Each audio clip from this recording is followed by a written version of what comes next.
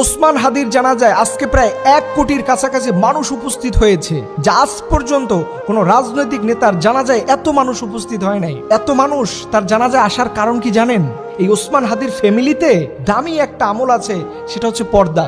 আপনি নিজেকে বিশ্বাস করাতে পারবেন না এই ওসমান হাদির স্ত্রী কতটা পর্দাশীল একজন নারী, তার পুরো ফ্যামিলিটা কত পর্দাশীল। এই ওসমান হাদিকে তার স্ত্রী সর্বশেষ যখন দেখতে এসেছিলেন, নিজে তো পুরোটা পর্দা করে এসেছেনই, এর পরবর্তীতে আলাদা একটা কাপড় টাঙিয়ে দিয়েছেন, যাতে করে পৃথিবীর কোনো পরপুরুষ বুঝতেই না পারে যে ওসমান হাদির স্ত্রী কতটুকু লম্বা ছিলেন, কতটুকু মোটা ছিলেন, কতটুকু খাটো ছিলেন, কতটুকু চিকন ছিলেন। এটা যেন পৃথিবীর কোনো পরপুরুষ বুঝতে না পারে, এর জন্য এই নারী নিজে একটা আলাদা কাপড় টাঙিয়ে দিয়েছেন, যাতে করে পৃথিবীর কোনো পরপুরুষ ওসমান হাদির স্ত্রীকে আইডেন্টিফাই না করতে পারে, পরোক্ষভাবে দেখতে পারে। চিন্তা করতে পারেন যে কি দামি একটা ফ্যামিলি।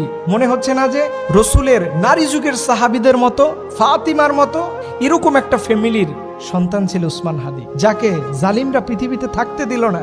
আজকে আমি যে বললাম যে ওনার জানা যায় 1 কোটির কাছাকাছি মানুষ হবে, এই 1 কোটি মানুষ তার চাইতে বেশি হতো। কারণ কি জানেন?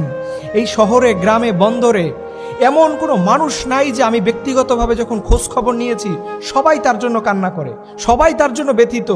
সবাই যদি পারতো, সবার পকেটে যদি 2000 টাকা ফ্রি থাকতো, আজকে ঢাকা শহরে কোনো জায়গায় জায়গা দিতে পারতো না, এত মানুষ গ্রাম থেকে তার জানাজা অংশগ্রহণ করতো।